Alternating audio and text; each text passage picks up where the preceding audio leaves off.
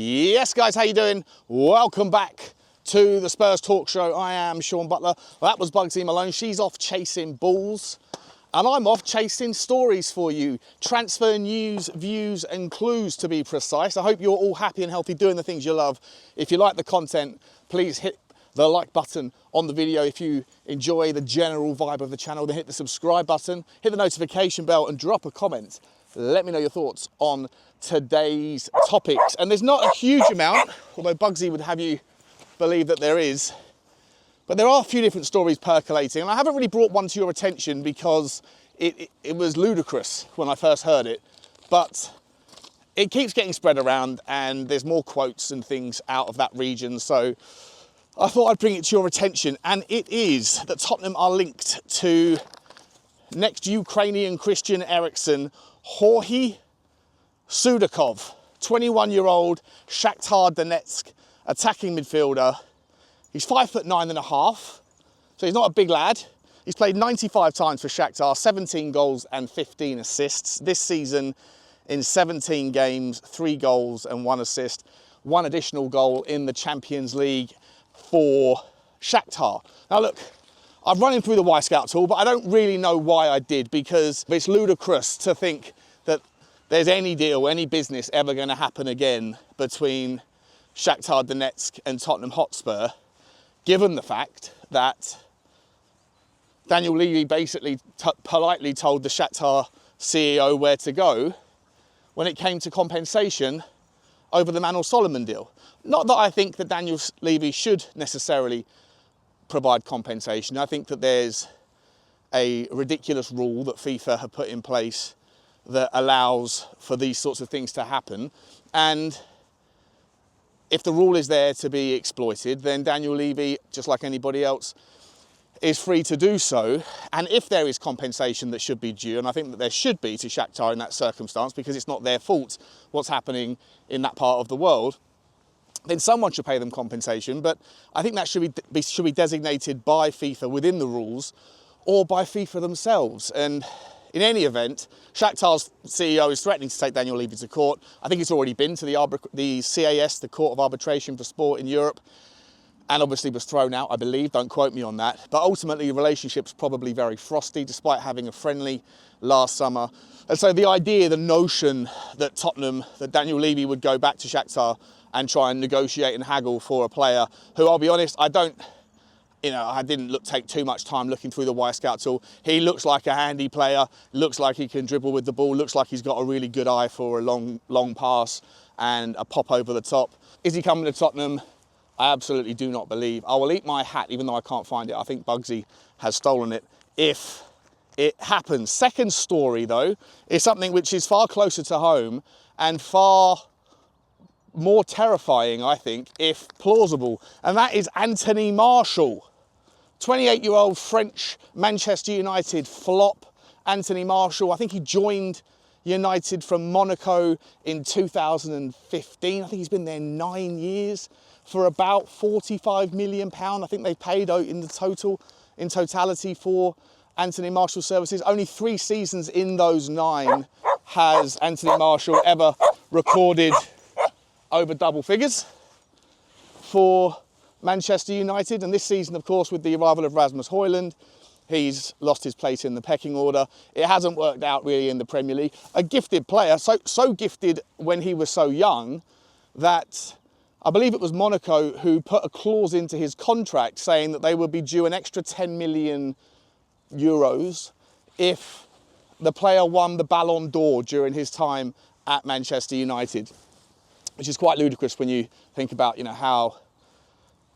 how rarely we see him perform to those levels anymore. And so the idea that he would come to Tottenham is a little bit terrifying for a couple of reasons, really. One is, I just don't think he's good enough. B is, it's not the calibre that I want to see us be linking with. Same with SUDOKOV, same with most of the links that are out. The next link that I'm going to talk about as well is a youngster, so I'll forgive him that he's not a big name because he's just emerging. But I want to be hearing at least some noise start to percolate around statement signing, or at least someone that makes you sit up and go, wow, Tottenham are taking this particular position and the hole that it will fill in our squad environment seriously. And names like Anthony Marshall, names like SUDOKOV are not the ones I want to be reading in the morning, if I'm entirely honest. But Anthony Marshall, look, he runs out of contract, I believe, in the summer, and so it would be a free deal, a free transfer if he was to move to Tottenham. And you know, according to reports, he would want 100 grand a week on a 3-year deal. Look, like I say, I'd be incredibly surprised if it happened. I would be incredibly frustrated if it did as well. It would be, you know, missing the wood for the trees, I think, around the opportunity of what's going on. And when you see what happened last night with the likes of Arsenal and Manchester City both getting kicked out of Europe at the quarter-final stage, you see Liverpool struggling, big games tonight for West Ham and Aston Villa.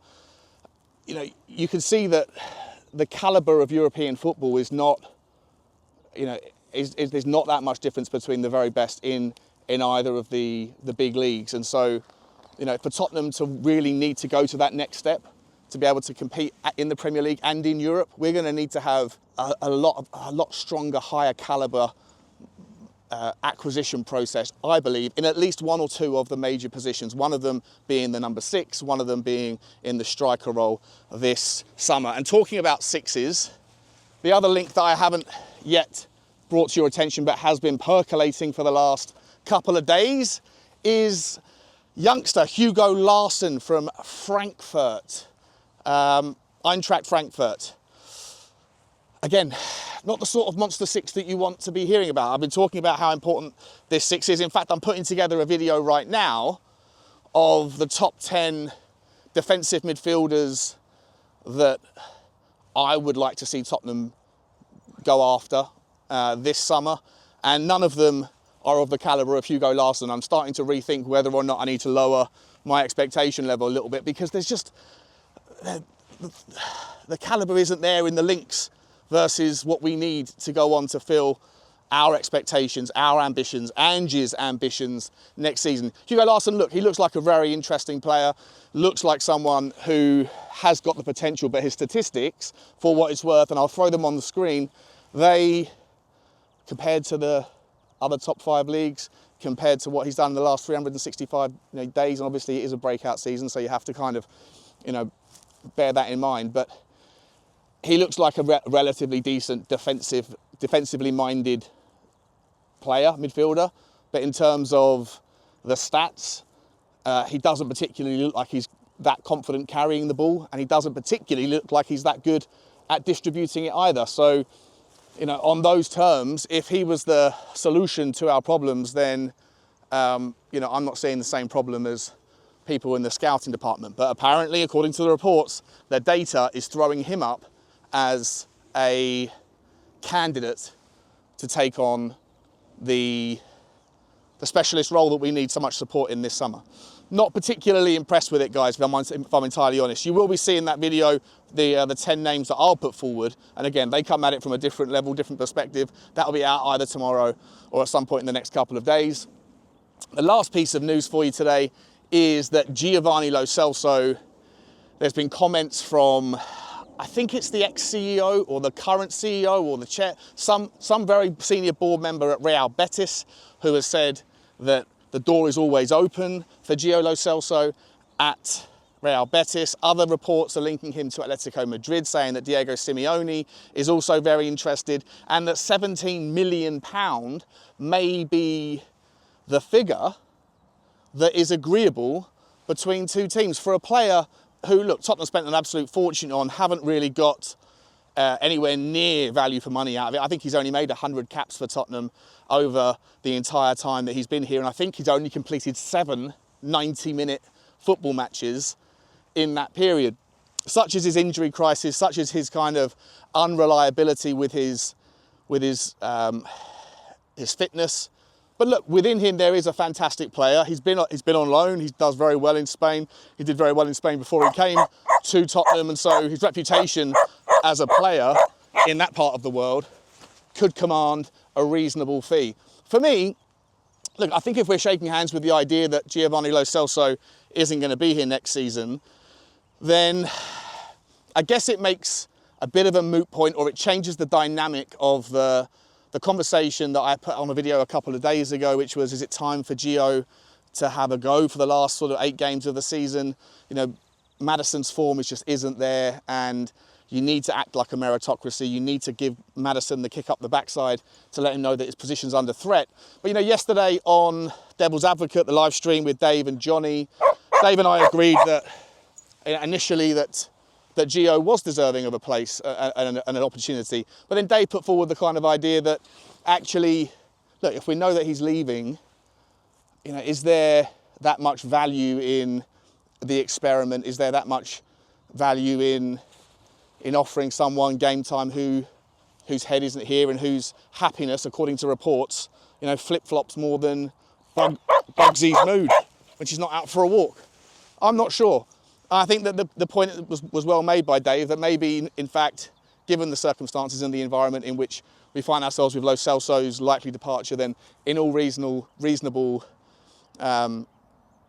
outlook, you can't really see a situation where Ange is going to start Lo Celso ahead of Maddison. And look, when you compound that sort of situation with the fact that the last, 8 games of our season are incredibly difficult and also incredibly important given the European coefficient situation now, which basically after last night's results essentially means that Tottenham and Aston Villa will not both qualify for the Champions League. One of them will, whoever finishes 4th. And given Aston Villa's run-in, given their recent performance against Arsenal, given our run-in, you know, they're favourites for 4th. So it looks like Tottenham, if we're going to be playing European football next year, at the moment, even the most positive and glass half full optimistic Tottenham fans will probably look at the run-in and the kind of all of the different variables and agree that Europa League is probably the best. And maybe some of you that are more glass half empty are looking over your shoulder at the likes of Newcastle or Manchester United and thinking, is there a chance that we could be caught? It's not beyond the realms of possibility, given Tottenham's volatile form. For me, though, I think that we'll be in the Europa League, and I think that's about the right level for us next season. I think there's too much to do in the squad, too much learnings to still find and achieve, and too much transition in everything, essentially, at the football club still to take place over the next 120 days, so that next season I feel like going into the Champions League might be a little bit a bridge too far. And the fact that there is no drop down from the Champions League into the Europa League under the new format, then maybe it's better for our overall sort of chances for young players, for progression in all competitions, to take one step at a time, and the Europa League isn't necessarily that bad of an outcome. Let me know your thoughts, guys. I mean, I'm sorry, I've been talking for 14 minutes, literally about rubbish links, but that's it. HUGO LARSSON, monster number 6. I really hope not. SUDOKOV, never going to happen. Gio Lo Celso probably will. Do you think 17 million is the right number? I'll let you go, guys. Like, subscribe, and comment. And as always, have a good day. Bye-bye.